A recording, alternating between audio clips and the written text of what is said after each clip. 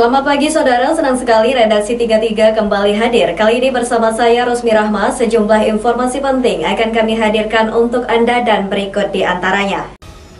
Wakil Ketua DPRD Kaltim sependapat ada pejabat orderan dalam sistem rekrutmen pejabat tinggi di Pemprov Kaltim. Wakil Gubernur setujui pembenahan Perusda Kaltim secara menyeluruh.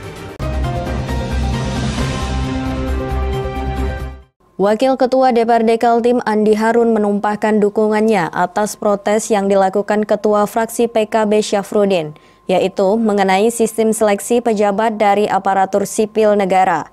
Temuan fraksi PKB terjadi kecenderungan pejabat orderan dalam mengisi jabatan lowong di Pemprov Kaltim.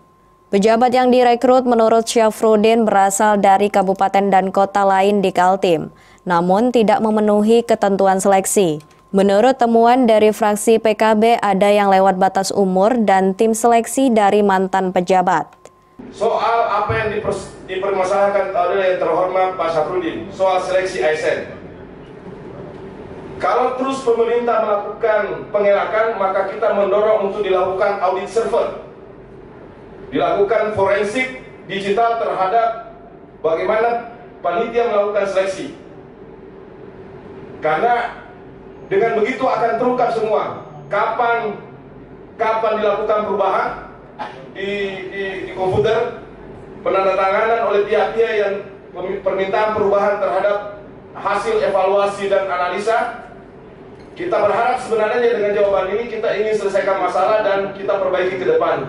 Tapi karena jawaban pemerintah hari ini mengelak dari semua soal ini, maka akhirnya mau tidak mau nanti kemudian kita akan minta pansus kepada pihak berwenang untuk melakukan audit forensik terhadap jejak perjalanan hasil seleksi ini. Yang sulit dimungkiri, ibu bapak semua, jadi rumus di luar. Dan ini sekaligus kita minta, apalagi dengan didefinitikannya pejabat Sekdaprov, sudahlah berhenti impor pejabat dari luar daerah. Andi Harun merasa prihatin dengan cara-cara rekrutmen Pemprov Kaltim. Menurutnya, cara-cara itu mematikan karir para pejabat di lingkungan Pemprov Kaltim yang sudah lama menantikan kesempatan menduduki jabatan-jabatan strategis. Pejabat kita di provinsi, mereka secara bertahun-tahun meniti karir, kemudian tiba-tiba masuk dari daerah, akhirnya karir itu terhambat. Ketika di eselon 2 terhambat, maka seluruh eselon di bawahnya akan juga terhambat. Karena tiba-tiba pada saat pengisian seleksi diisi oleh orang-orang dari luar daerah. Ini semua dunia tahu bahwa pengisian jabatan dalam beberapa tahun terakhir ini, waktu terakhir ini, itu rata-rata impor dari kabupaten kota. Usai acara sidang paripurna, pejabat Sekdaprov Kaltim Muhammad Sabani langsung dikejar para wartawan untuk meminta tanggapannya. Di Komite Aparatur Negara setiap tahapannya, dan itu diumumkan oleh website PKD, ya, website Kaltim. Dan kalau itu tidak ada rekomendasi, tidak akan terjadi pelantikan. Ya. Misi termaktubnya kenapa bisa ada yang pensiun bisa jadi komisaris? Itu kan dipilih begini, itu ada proporsi ketentuannya. Selain dari pegawai pemerintah, pejabat pemerintah menjadi panitia seleksi itu adalah dari profesional, ya, kemudian tokoh masyarakat, perguruan tinggi, dan tokoh masyarakat bisa saja dari orang-orang perwirawan pensiunan kita yang sudah punya pengalaman birokrasi yang profesional lah, itulah makanya mereka diikutkan. Gitu. Tim Kaltim TV Hardin melaporkan.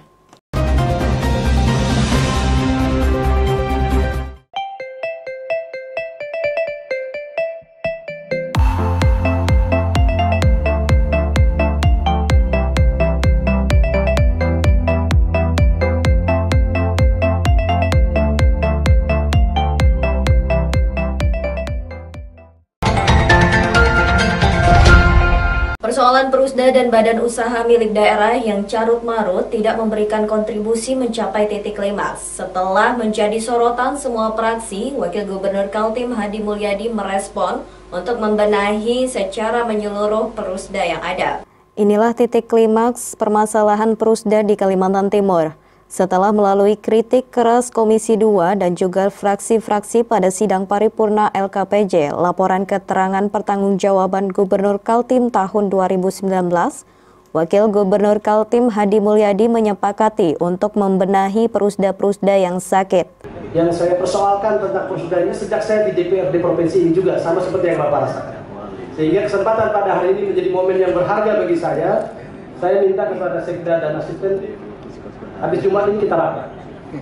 Kita akan membahas perusda ini sedetail-detailnya, dan ini saya menyadari ini merugikan pemerintah Provinsi Kalimantan Timur dan masyarakat Kalimantan Timur. Untuk itu saya ucapkan terima kasih sebesar-besarnya kepada anggota DPD yang mendukung persoalan ini, dan kita tidak ingin Kalimantan Timur dirugikan lagi dengan pengelolaan perusda yang tidak tepat guna dan tidak efektif dan tidak efisien. Terima kasih. Klimaks tentang Perusda, Perumda, dan BUMD disampaikan Andi Harun, Wakil Ketua DPRD Kaltim. Ketua Partai Gerindra Kaltim itu menyebutkan carut-marut Perusda tidak boleh didiamkan terlalu lama, sehingga sakitnya semakin parah. Selain Perusda Pertambangan yang lokusnya adalah Perusda Pertambangan hingga hari ini, puluhan tahun belum memiliki satupun perusahaan tambang, juga Perusda Perkebunan hingga hari ini juga tidak memiliki satupun lahan perkebunan. Bagaimana mungkin sebuah Perusda dibentuk untuk melakukan pengolahan perkebunan tapi tidak memiliki lahan kebun sekalipun? Termasuk Perusda Kehutanan yang oleh Pak Wakil Gubernur hanya memiliki 2 kerjasama tadi, dan ini harus segera dievaluasi dalam laporan nota keuangan, itu kontribusinya bahkan nihil. Hampir semua Perusda disoroti Komisi 2 DPRD Kaltim, termasuk yang sudah memberi kontribusi bagi PAD seperti Bank Kaltim Tara dan PT Migas Mandiri Pratama sebagai pengelola saham partisipasi interest sebesar 10% dari wilayah konsesi Migas Mahakam. Tim Kaltim TV, Hardin melaporkan.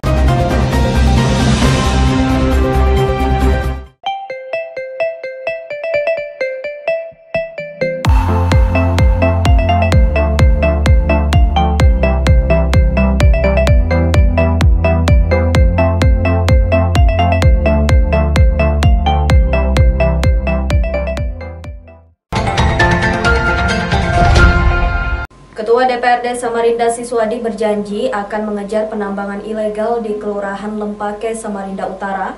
Akibat penambangan di sana membuat masyarakat sekitar menderita karena selalu kebanjiran lumpur jika turun hujan.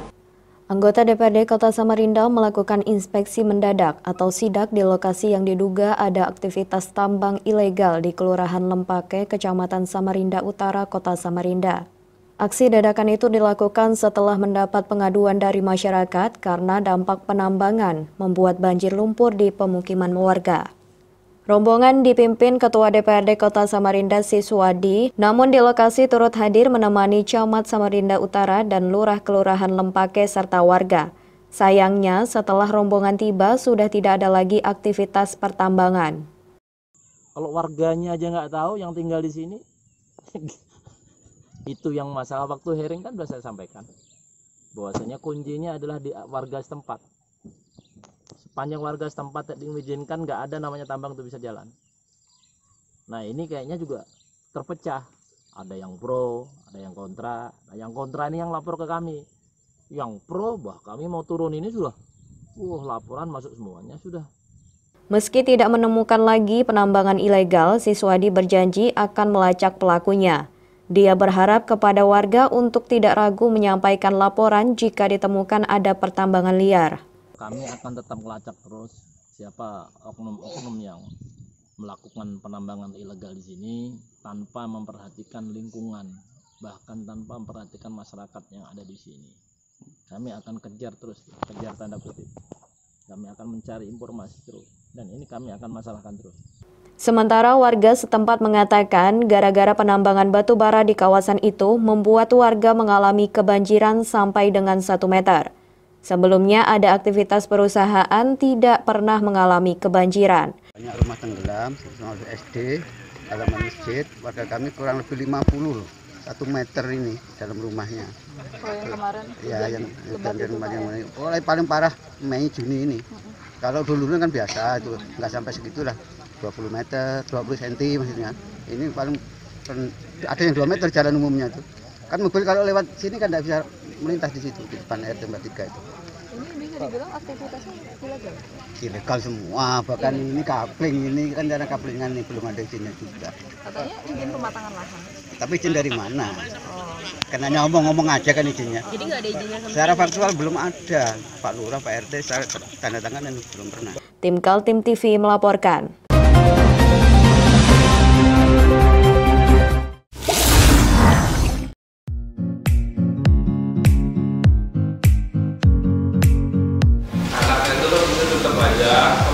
Cara mudah beriklan digital di Kaltim TV.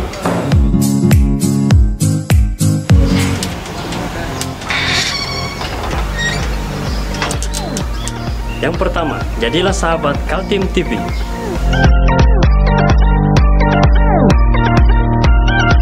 Dengan Rp1.000.000, para sahabat mendapat 20 kali tayang di slot berita kamu.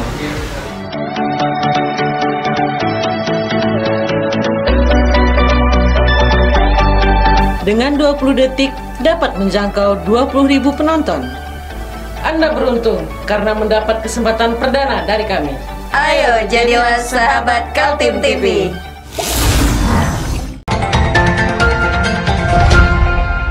Operasi tangkap tangan oleh Komisi Pemberantasan Korupsi di Kutai Timur dan Jakarta berhasil menetapkan 7 orang sebagai tersangka. Ketujuh orang itu adalah Bupati Kutai Timur dan istrinya yang juga Ketua DPRD Kutim, serta 3 pejabat tinggi dan 2 pengusaha. Wakil Ketua KPK Nawawi Pomolango Jumat malam merilis hasil operasi tangkap tangan yang dilakukan di Kutai Timur dan Jakarta. 2 tim yang dibentuk KPK mengamankan 16 orang setelah menemukan adanya penggunaan uang yang berasal dari pengusaha yang terlibat proyek di Kutai Timur. Dari 16 orang yang diamankan setelah dilakukan gelar perkara, KPK menetapkan 7 orang diantaranya sebagai tersangka. Mereka adalah Bupati Ismu Nandar dan istrinya yang juga Ketua DPRD Kutim, Aswandini, Kepala Dinas PU Kutim, Musyafa, Kepala Bapenda Kutim, Syuryansyah, Kepala BPKAD Kutim, Aditya Maharani, kontraktor, dan Deki Arianto, rekanan pengusaha. Informasi dari masyarakat perihal adanya dugaan akan terjadinya tindak pidana korupsi. Selanjutnya pada hari Kamis tanggal 2 Juli 2020, tim KPK bergerak dan menjadi 2 tim. Membagi menjadi 2 tim di area Jakarta, Sangatta, ini ibu kota Kutai Timur ini, untuk menindaklanjuti laporan dimaksud. Sekitar pukul 12.00 waktu Indonesia Barat, EU, MUS, dan DF datang ke Jakarta mengikuti kegiatan sosialisasi pencalonan ISM, yaitu Bupati Kutai Timur sebagai calon Bupati Kutai Timur periode 2021-2024. Selanjutnya sekitar pukul 16.30 waktu Indonesia Barat, ISM dan AW menyusul datang ke Jakarta. Bahwa sekitar pukul 18.45 waktu Indonesia Barat, setelah tim KPK mendapat informasi adanya penggunaan uang yang diduga dikumpulkan dari para rekanan yang mengerjakan proyek di pemerintahan Kabupaten Kutai Timur, selanjutnya tim mengamankan ISM, AW, dan MUS di sebuah restoran FX Senayan, Jakarta. KPK juga menyita uang tunai 170 juta dan beberapa buku tabungan dengan saldo 4,8 miliar atas nama Musyafa. Ada juga sertifikat deposito 1,2 miliar. Ketujuh tersangka dikenai pasal korupsi Undang-Undang 31 tentang pemberantasan korupsi. Tim Kaltim TV melaporkan.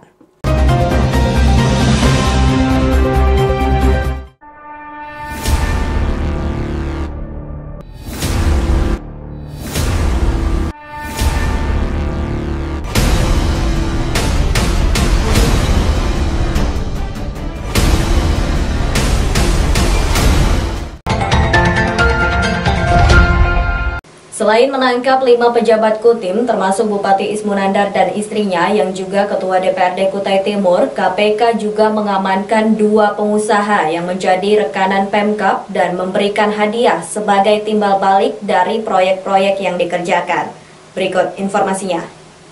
Kutai Timur.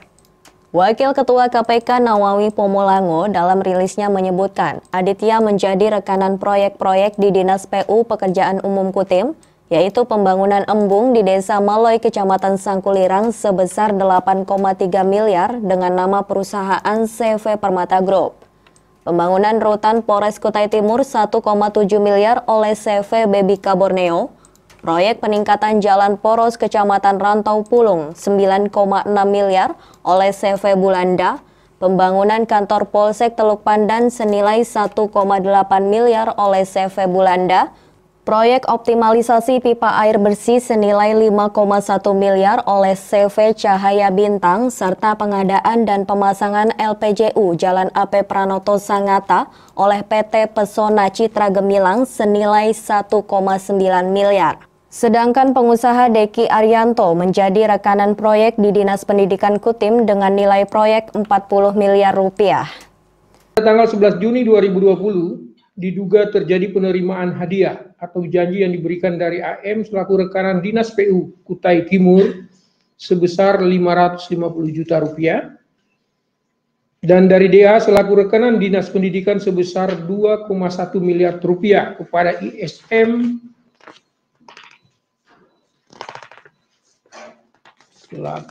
selaku Bupati Kutai Timur melalui Sur selaku Kepala BPKAD dan Mus selaku Kepala Bapenda bersama-sama EU selaku Ketua DPRD Kutai Timur.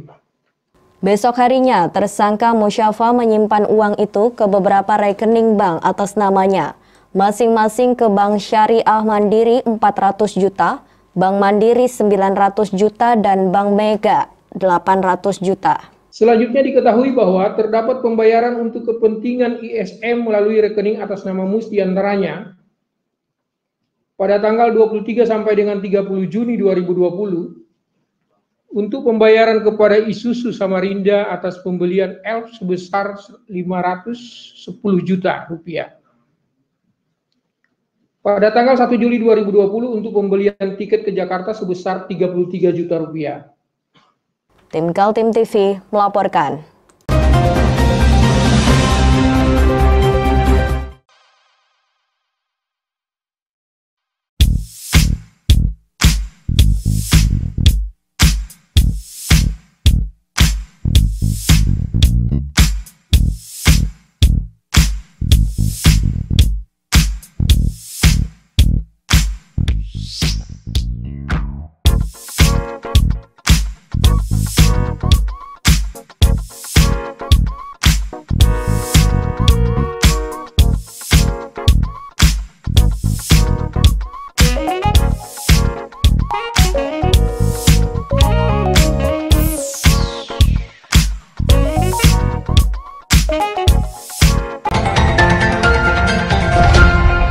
Penetapan 7 orang tersangka oleh Komisi Pemberantasan Korupsi kepada pejabat dan pengusaha di Kutai Timur setelah lembaga anti rusuah itu mendapatkan bukti-bukti adanya tindak pidana korupsi.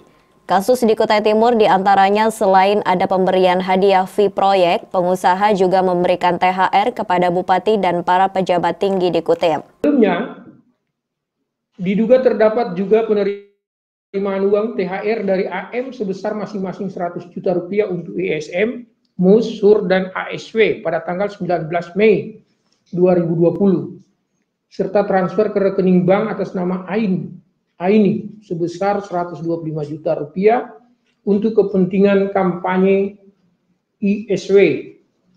KPK menemukan adanya sejumlah transaksi dalam beberapa rekening yang dikendalikan oleh Musyafa. Dia adalah orang kepercayaan bupati yang tugasnya selain sebagai Kepala Badan Pendapatan Daerah Kutim, juga melakukan intervensi dalam menentukan pemenang proyek di Dinas Pendidikan dan Dinas Pekerjaan Umum Kutim.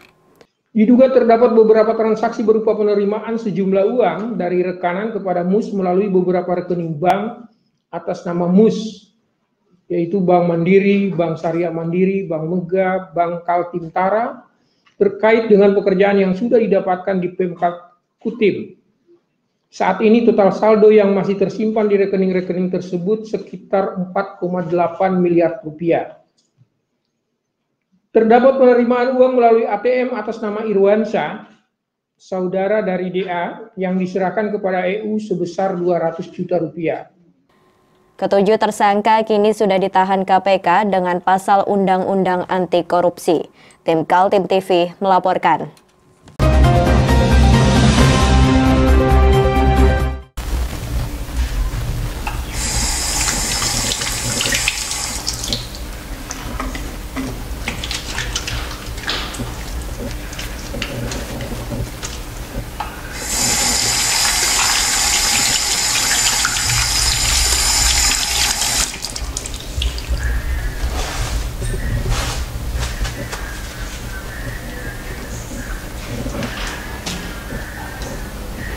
Meskipun di rumah saja, kita tetap selalu menjaga kesehatan, cuci tangan, menggunakan hand sanitizer. Ingat, mulailah dari diri sendiri.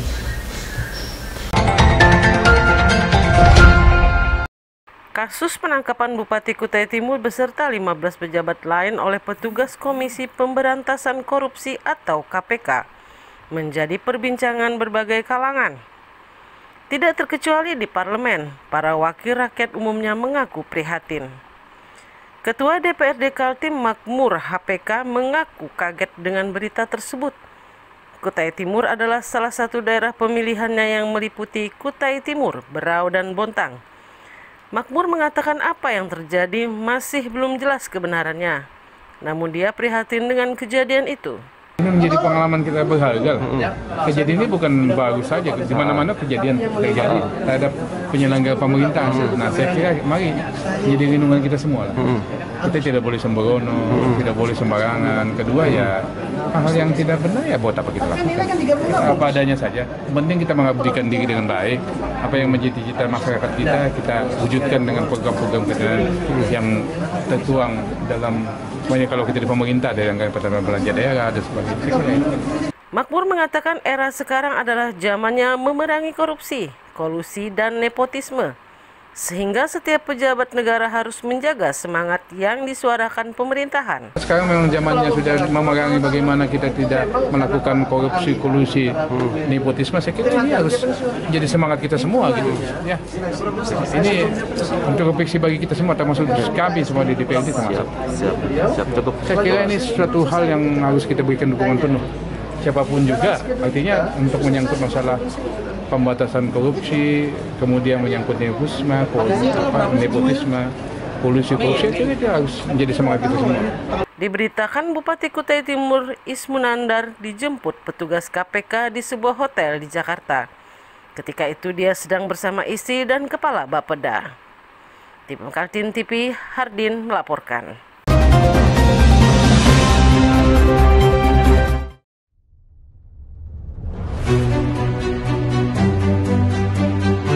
Ini kita ada kegiatan untuk membungkus sembako untuk dibagikan ke masyarakat yang membutuhkan karena COVID-19 ini. Semoga kita sukses semua. Amin. Harus kerjasama yang bagus. Pancasila! Amin. Pancasila! Amin. Pancasila! Amin.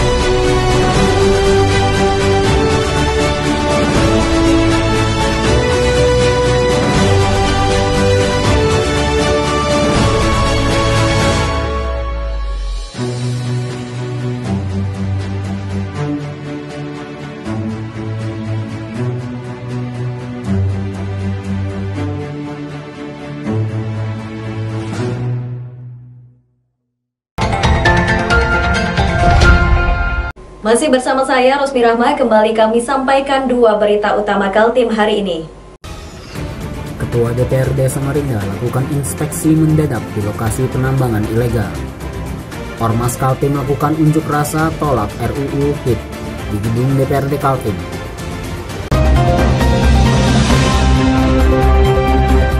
Ketua DPRD Samarinda Siswadi berjanji akan mengejar penambangan ilegal di Kelurahan Lempake, Samarinda Utara. Akibat penambangan di sana membuat masyarakat sekitar menderita karena selalu kebanjiran lumpur jika turun hujan.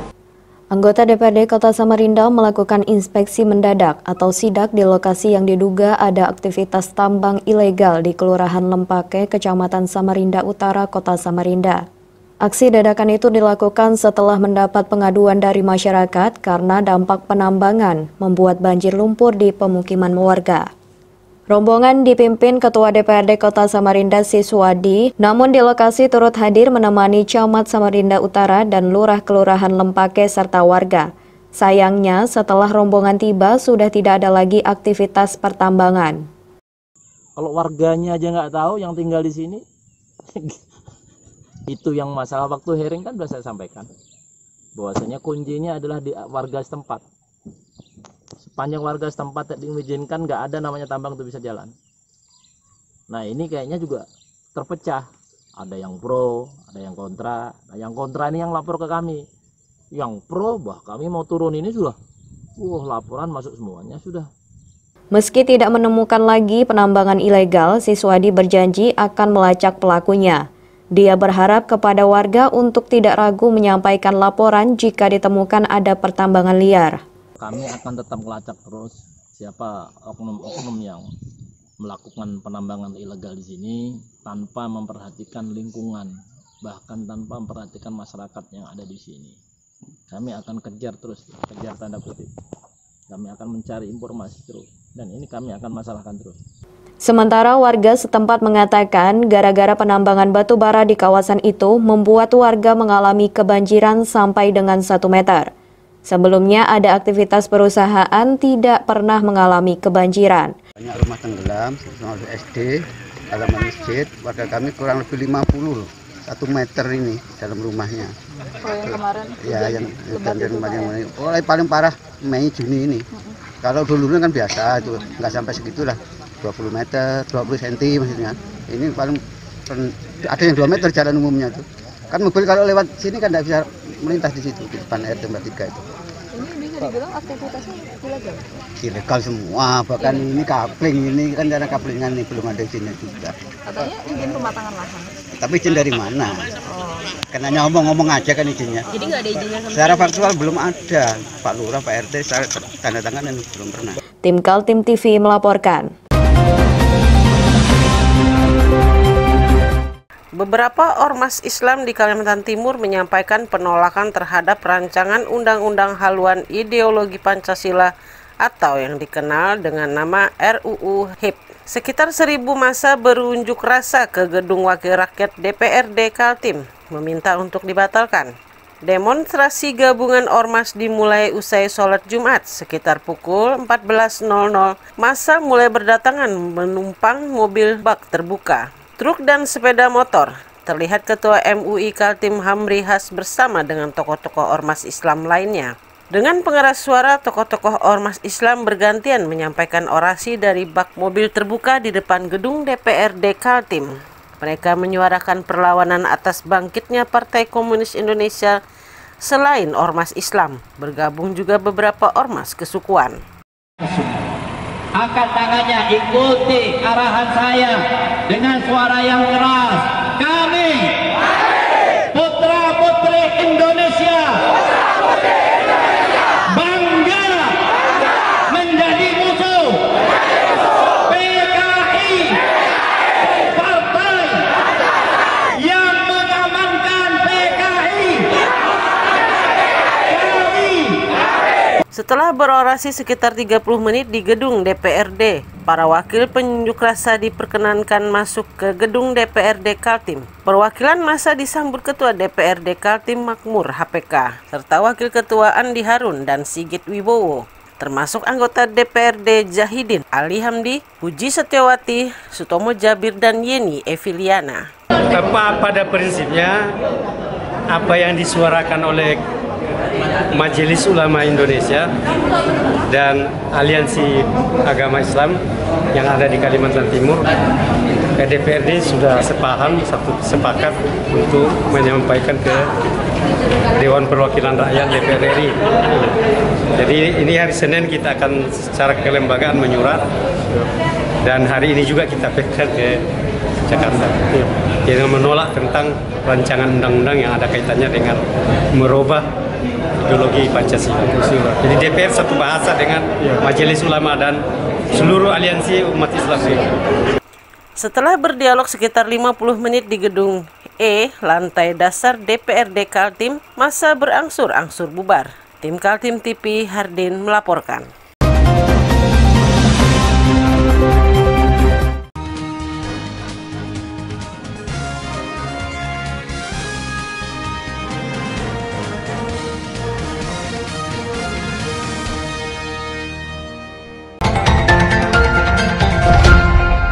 Berita tadi sekaligus menutup perjumpaan kita kali ini. Akhirnya saya Rosmi Rahma dan seluruh kerabat kerja yang bertugas mengucapkan terima kasih atas perhatian Anda. Selamat pagi, selamat beraktivitas, dan sampai jumpa.